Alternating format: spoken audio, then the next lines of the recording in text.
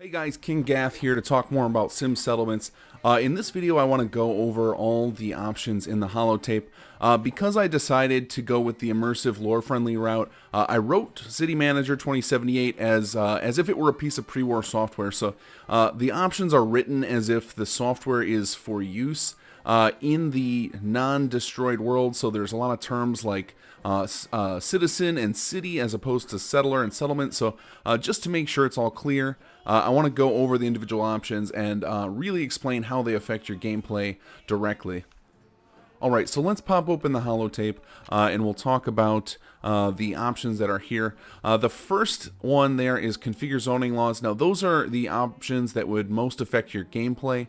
And then you've got configure tax laws. That's how you fine-tune the taxation system. Next up we have software settings, and presently that only controls whether or not the HUD piece is turned on. So if you have HUD framework and you decide you no longer want the Sim Settlements HUD piece, you can turn that off in there. But anything that has to do with City Manager itself in the immersive setting of that, I will put under the software settings. So if I add more options, but I will always add extensive patch notes with each patch. So if anything major changes, you'll know about it there. Next is help. Now, the help file in here goes in depth about all the systems, which you just watched a series of videos, so you can largely ignore that. But all of the help files are written in kind of that pre-war Fallout humor style. So if you enjoy that, you might get a kick out of the read.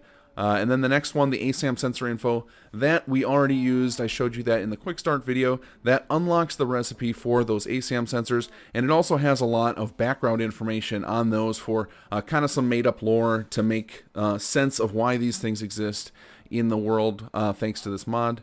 And then under notifications, if you feel like the mod's kind of spammy and is giving you too many notices about settlers starting construction or upgrades, etc., you can turn off any combination of the options here. Alright, so let's go over the zoning laws one by one. The first one we have is provide extra utilities, and that is the in-game name for what I described in an earlier video as the dynamic needs system. So if you don't like the idea of having to build additional utilities to keep up with the needs of your settlers, you can turn that off here. The next line is initial plot costs. What this does is by turning it off, you reduce the cost of all of your plots, including those with a foundation built in, to just a single ASAM sensor.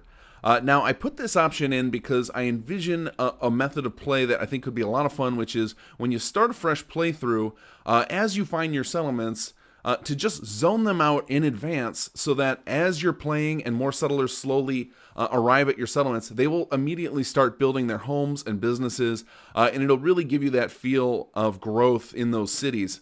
Now, the reason that it's not just a free cost and instead has those ASAM sensors in is twofold. One is that I wanted a lore-friendly, well, I guess immersive-friendly, because it's not in the lore, but I added it in. So an immersive-friendly way to make this mod work. And also that the game has a limitation that you can't have free items in the system. If there's no cost to the recipe just doesn't show up in game. So those two issues kind of work themselves out and solve that problem. So turning that off is a great way if you want your city to grow and you don't have the resources to invest in the plots early on in your playthrough. Next, we have regular inspections. Now, this is the only option that is off by default. You see it on right now because this is how I like to play with the mod. By turning off regular inspections, you change the build speed from being near instantaneous, so instead of that 40-50 second build speed, instead it turns it into a long drawn-out process that takes around 36 hours in-game, and that is affected by timescale. And this is designed for people who really like an immersive, balanced gameplay, because it gives time for the settlers to have gone out and find the scrap themselves, not to mention an actual amount of time to build the buildings, because nobody's building these structures in 60 seconds. So if you like the idea of coming back to your settlement and seeing a lot of buildings in various forms of construction. The construction times are actually semi-randomized, so the buildings, while they all seem to complete at the same time in the default mode where you're working with 60 seconds, once you turn this off, the times can vary quite a bit, so you can get you can get quite a lot of staggering, and I think it looks really cool when you come back, especially in something like a survival playthrough where you find yourself back in your settlements a lot more often. This option is for players who like that idea. And then the next option was very important, that it's both in this mod and that it's turned on by default. What auto assignment does is it allows the plots to continue functioning while you're away. So to play that method I just discussed with turning off the plot cost so that you could pre-lay out your settlements, the only way that works is with the auto assignment. So one thing you should know is that if auto assignment is on, it doesn't take away your ability to manually assign people to plots. It just, what it does is after about 60 seconds, if you haven't assigned someone yourself, the game will do that for you. So you can definitely mix and match. So if you want to make sure Marcy sits far the hell away from you, back in the corner of Sanctuary on a potato farm, you can totally do that. You don't have to turn off this option to make that happen. The next line I discussed in an earlier video, and this is to turn on and off the job requirements for upgrading residential plots. So if you want more information about how that works, go back to that video, check out the upgrades video in the series, and that will explain specifically how those upgrades work. But just know that right here is where you toggle that setting. Alright, so next I'm going to quickly go through two more sections. First, we're going to go through the tax laws. So the way the tax laws can be configured is you can change how frequently taxes are collected and sent to your workshops. By default, it's set to every 3 days as of the recording of this video. I will try and keep the defaults always at a balanced level, so as I get more feedback, the defaults will change.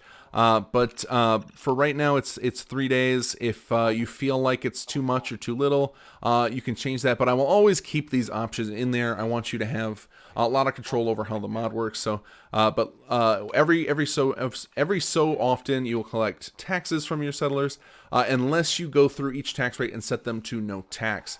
So, one of the limitations with a Pip-Boy holotape is that you lose a lot of dynamic options. So I can't give you the ability to, in fact, even outside of the Pip-Boy holotapes, the framework that's available to do dynamic holotapes, it's not going to allow full-on entering numbers directly. So I've set up a handful of options. It's never going to be as advanced as SimCity, where you could control things right down to a decimal place worth of taxes. So it's always going to be some sort of system like this. But you know, if you'd like me to add something like a quarter tax rate or a triple tax rate or something crazy like that, I'd be happy to do so. Just let me know.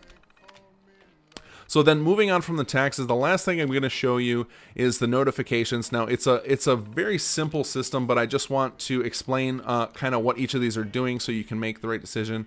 Every time the tax period ends, you'll get a message with how much tax was owed, and so it'll give you a combined total of the number of caps to expect in all of your settlements combined. That can be turned off. And then for each plot type, there are 3 different message types. Started is when a settler is assigned. Completed is when level 1 is finished, and then improved are the message you will get at levels 2 and 3 of a building. So you can quickly turn off all the notifications if you don't like getting that kind of information, and then back on again later. And if you want to just turn off some of these, for example, I like to leave commercial completed on to know when new shops are open, so I have access to them. And I think this type of message you'll especially want down the line as I add more unique shops so that you can go shop at those stores. So if it's up to you how you want to use these, you can turn any combination on or off. Alright, so that covers all of the current holotape options.